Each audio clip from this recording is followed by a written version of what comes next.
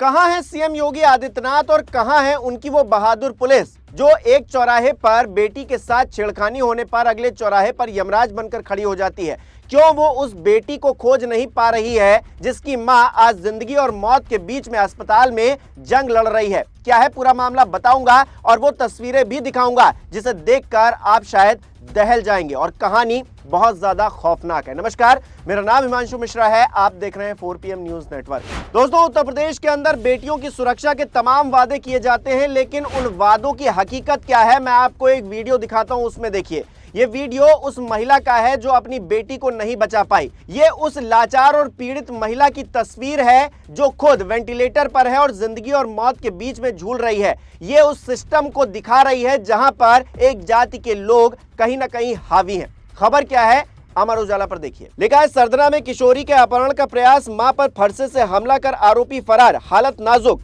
मेरठ के सरधना थाना क्षेत्र के कपसाड़ गांव में महिला से मारपीट कर फरसे से घायल कर दिया गया और किशोरी के अपहरण का प्रयास किया गया। महिला की हालत गंभीर बनी हुई है। पुलिस आरोपियों की तलाश में जुटी हुई है। तो दोस्तों, ये तो हाल है इस प्रदेश के अंदर जहां पर एक जाति के लोगों, जी हाँ, एक जाति के, मैं क्यों कह रहा हूं बताता हूं आपको। नरेंद्र प्रताप ने लिखा है, मेरठ में रूबी अपनी मां के साथ में खेत पर जा रही थी। गांव के दबंग राजपूतों ने उसको किडनैप कर लिया। मां ने विरोध किया तो उस पर गड़ासे से प्रहार कर दिया। घायल मां वेंटिलेटर पर है, उसकी तस्वीर भी साथ में लगाई है। तो देख रहे हैं आप एक जाति के लोग किस तरह से हावी हैं उत्तर प्रदेश के अंदर। और सीएम योगी आदित्यनाथ कहते हैं हम सबके साथ और सबके विकास के साथ में बेटियों की सुरक्षा को सुनिश्चित कर रहे हैं, लेकिन एक जाति के दबंगों ने किस तरह से ना सिर्फ एक बेटी को किडनैप किया है, अपहरण किया है उसका, जिसका अभी तक कोई अता पता नहीं चला है, बल्कि उसकी मां को उस स्थिति में ला दिया है जहां से उसकी जान भी जा सकती है। बेहद गंभीर हालत में उसका इलाज चल रहा है। जो तस्वीरें हैं मैं पूरी तरीके से आपको दिखा नहीं सकता हूं, आप जानते हैं यूट्यूब की गाइडलाइंस है, लेकिन वो तस्वीर आप सोशल मीडिया पर देख सकते हैं किस तरह से वो मां कराह रही है। उसकी जो आह है वो आपको बेचैन कर देगी, आपकी रातों की नींद उड़ जाएगी उस तस्वीर को देखकर। हम जितनी तस्वीर आपको दिखा पा रहे हैं उतनी दिखा रहे हैं, लेकिन इस तस्वीर के पीछे की कहानी क्या है उसको भी समझ लीजिए। दरअसल मेरठ के सरधना में कपसाड़ गांव के अंदर बुधवार सुबह करीब 8 बजे एक महिला अपनी 17 साल की नाबालिग बेटी के साथ खेत में गन्ने की सिंचाई के लिए जा रही थी। इस दौरान पहले से घात लगाए बैठे गांव के ही कुछ दबंग युवकों ने दोनों को रोक लिया। आरोप है कि युवकों ने महिला और उसकी बेटी के साथ में अभद्रता की। विरोध करने पर आरोपियों ने गाली गलौज शुरू कर दी और जाति सूचक शब्दों का इस्तेमाल करते हुए महिला के सिर पर फरसे से वार कर दिया।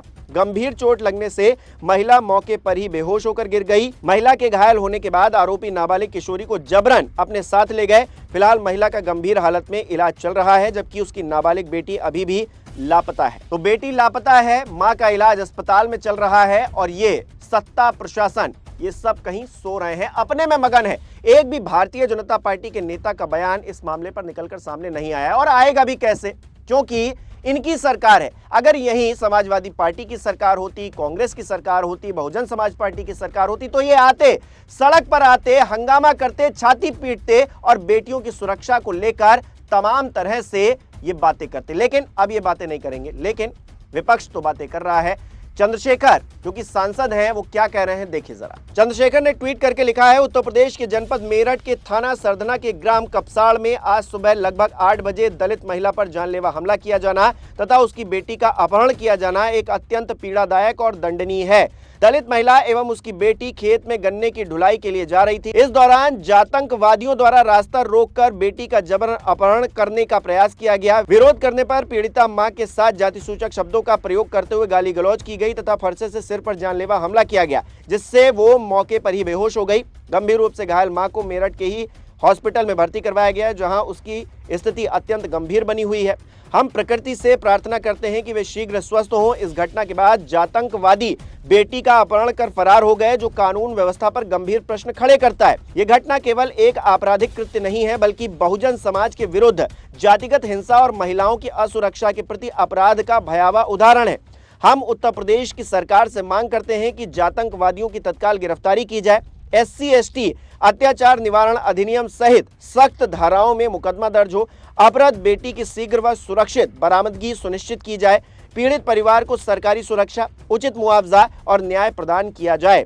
इसके अलावा उत्तर प्रदेश कांग्रेस की तरफ से भी ट्वीट किया गया है। क्या लिखा गया है? मेरठ में अपनी बेटी की आबरू बचाने निकली एक मां को गांव के दबंगों ने सरेआम गड़ासे से काट डाला और उसकी मासूम बेटी को भेड़ियों की तरह घसीट कर ले गए। आज वो मां अस्पताल में वेंटिलेटर पर मौत से जंग लड़ते हुए उस सिस्टम को धिक्कार रही है जहां बेटी बचाओ का नारा इन दरिंदों के गड़ासे के आगे ढेर हो गया। महिला सुरक्षा के चमकीले विज्ञापनों और खोखले वादों के बीच अब एक मां का खून सड़कों पर बह जाए और प्रशासन मौन रहे तो समझ लेना चाहिए कि अपराधियों के मन से कानून का खौफ खत्म हो चुका है।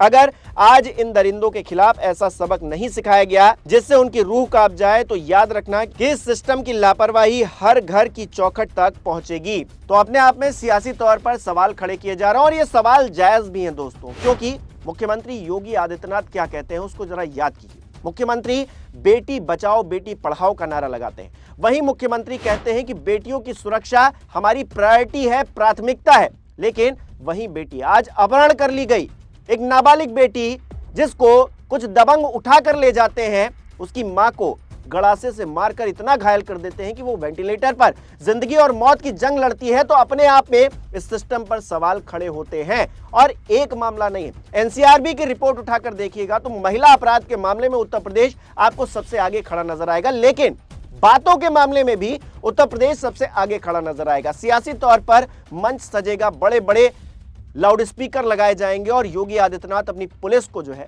सराहेगी, उनकी तारीफ करेगी। जब दिल्ली से नेता आएंगे तो योगी आदित्यनाथ की तारीफें करेंगे, लेकिन तारीफों के मद्देनजर ये जो दर्द है इसको कहां छुपा कर रखिएगा।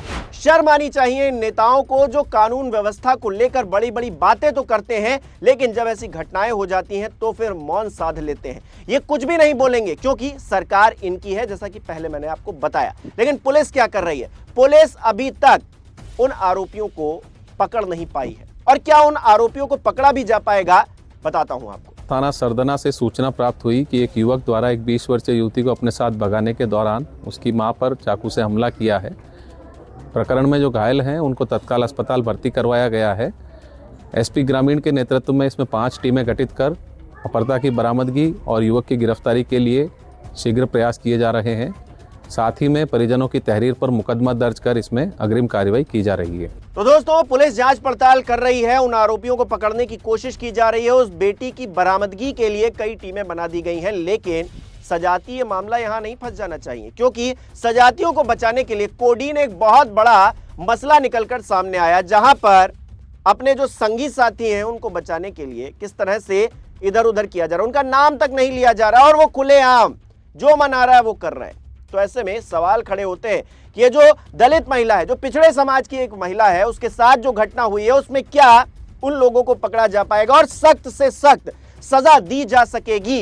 ये अपने आप में बहुत बड़ा सवाल खड़ा हो रहा है, क्योंकि ये दबंग किसी जाति विशेष से तो आते ही हैं, साथ ही साथ उस इलाके में पकड़ भी मजबूत रखते हैं। तो ऐसे में पुलिस प्रशासन की जिम्मेदारी बनती है कि इन लोगों को पकड़कर जेल के अंदर डाले, ताकि जैसा कि कांग्रेस भी कह रही थी, एक उदाहरण पेश करना होगा, एक नजीर पेश करनी होगी। जब तक ये नजीर इस समाज के भीतर नहीं जाएगी तब तक ऐसे लोगों के हौसले बुलंद रहते रहेंगे और यही हौसले इस प्रदेश के लिए खतरनाक साबित होंगे। हमारी आपकी जो बेटियां हैं, बहुएं हैं, उनकी आबरू तब तक सुरक्षित नहीं रहेगी जब तक ऐसे लोग जेल के अंदर नहीं जाएंगे। और ऐसे मंसूबे रखने वाले, कानून का इकबाल जब तक उनके मन में कायम नहीं होगा तब तक भूल जाइए कि उत्तर प्रदेश के अंदर बेटियां सुरक्षित रहेंगी। आपको क्या लगता है, आपकी क्या राय है, कमेंट करके जरूर बताइएगा। इस वीडियो को लाइक करना, शेयर करना मत भूलिएगा। हमारे चैनल को सब्सक्राइब नहीं किया तो वो भी जरूर कीजिएगा।